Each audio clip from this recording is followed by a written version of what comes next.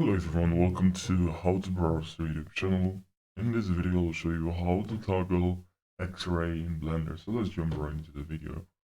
First, let me show you the manual way. So just go here and click on it, and now we have X-ray.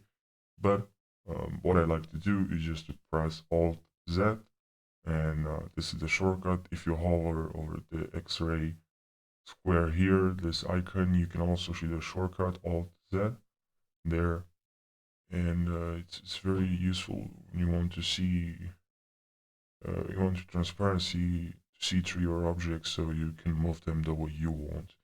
So I hope this short tutorial helped you, because I know it helped me a lot when I learned that you can do this when you want to move objects to see through your you want to move an object but you want to see through it.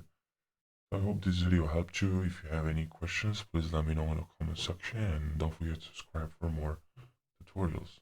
Thank you.